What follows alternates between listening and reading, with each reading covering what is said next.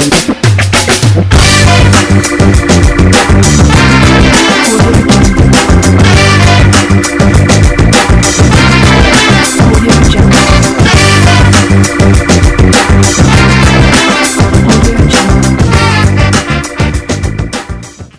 everybody and welcome back to the Amber Alert Show, where you can get some incredible news with me, Amber. So since it's Pride Month this month, I would like to bring out somebody that had a very original story to tell us about Pride. Can you please come out, Tyrone? Hi, nice to meet you. Thanks for having me. So for the viewers at home that don't know that much about you, can you tell us a little bit about yourself? So my name is Tyrone. I'm 31 years old. I grew up in Miami. I had a really tough childhood. I grew up, for sure. Yeah, I did. And I grew up with a drug abuser for a mother. And I was bullied quite badly at school, and for the way I act and the way I look, and for being homosexual. Yeah, for sure. You had a lot of bullying going on as a child. It was really hard. It carried out a lot. Yeah. So you mentioned a little bit about your mother. Could you tell us a little bit more about how she was a drug abuser and how you dealt with it? It was really hard. I definitely was going through a hard time. I hated my mother. I thought she wasn't at all for you. Yeah, she wasn't putting any effort at all into taking care of me and to raising me. You probably felt really alone. Yeah, and I felt like she was making everything completely, like even worse. I was already being bullied enough at school. It was almost like having a bully at home. Yeah, and then I came back to like a very similar environment, which is very unhealthy.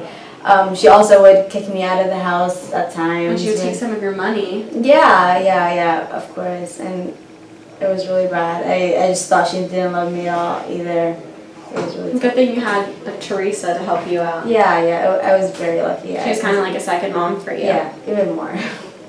Okay, so through your childhood, you obviously had a very difficult childhood, and a lot of people called you Little as a nickname.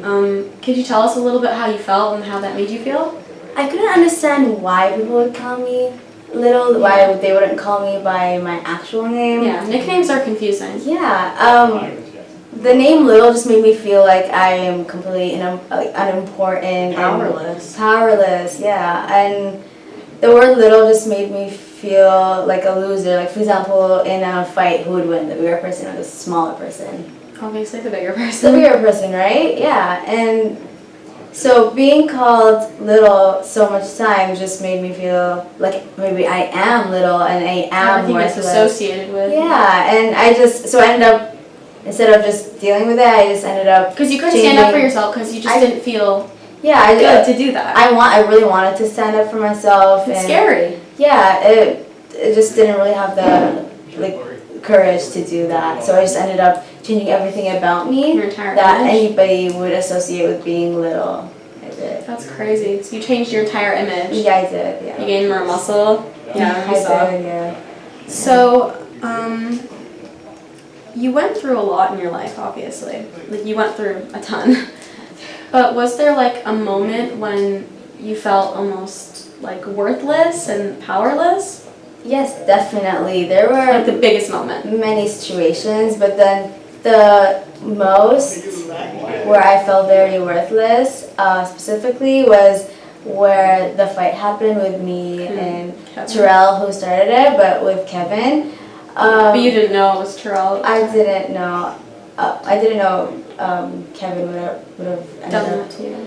Yeah, I just felt like he should have been on my side, and the only person in the world that I would have felt most comfortable with and trusted the most just turned on me. It's because the day before you had a bit of a moment with each other. Yeah, it was a very intimate moment, and I thought intimate moment. I thought it was gonna be all good and everything. When I felt like I was feeling my best, I just went straight down to even worse. Yeah, it's crazy from when you go to like a super high point and then just plummeting to the ground. Yeah, it was really bad. And that was a point probably when you had a moment with somebody, and it was one of the first times that you had kissed somebody, right? Yeah, after that, I just couldn't trust anybody anymore. I just lost trust with humankind. It's terrible. Hey, yo, Kev. Hit that nigga. Hit that nigga, Kev. Yeah, hit his faggot ass. Fuck you waiting on? Do it. Come on. Let's go.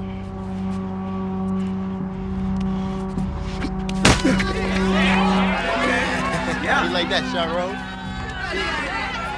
Yo, I think you want another one. Another one. Do it. Now get to him.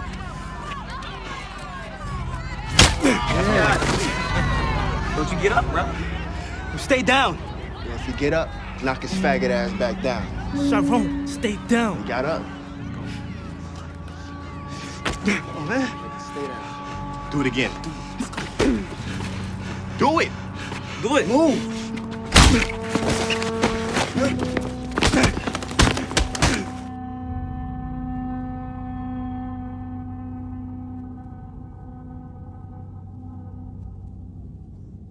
So our next question that I wanted to ask you is, it's always hard to tell, but is there a moment in time when you thought, like, in your mind that maybe you weren't heterosexual?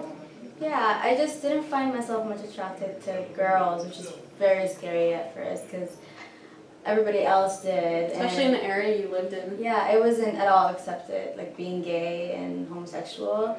So I always like tried to push the idea Push it away. off my head.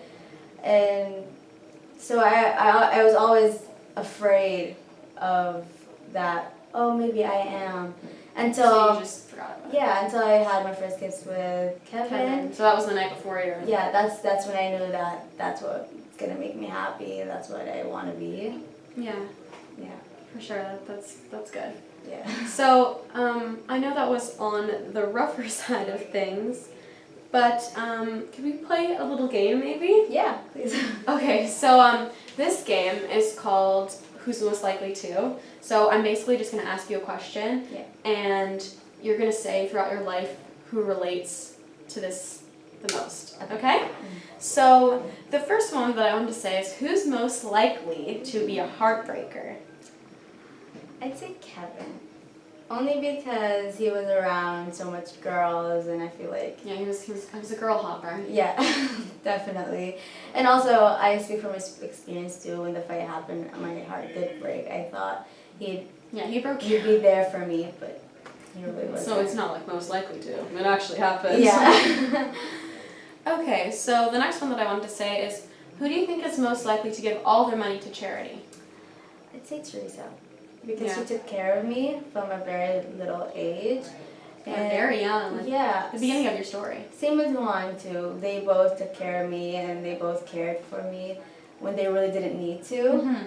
So I When feel your like mom would yeah. push you out, Yeah. you could go to them. Yeah, she'd take me home, she'd make sure that I sleep well, she'd feed me. It was really, yeah, I'd definitely say Teresa. Yeah, she's very supportive, especially with your when your mom would push you out and Yeah. you had nowhere to go, so you Yeah, could go to her. She was always there. for Second me. mom. Yeah. Yeah. So do you think, this one's a little weird, but who do you think would most likely have the most body piercings? I'd say probably Juan. I just say that just because I feel like he had lots of tattoos, so it kind of goes hand in hand. Yeah. Just kind of goes with And it. it looks good too on him. I feel like. Just a guess, I guess. Yeah. It is who's most likely to, so we don't know for sure. Yeah. Our last one's a little bit more hardcore, but who do you think is most likely to accidentally kill someone? I'd say Terrell.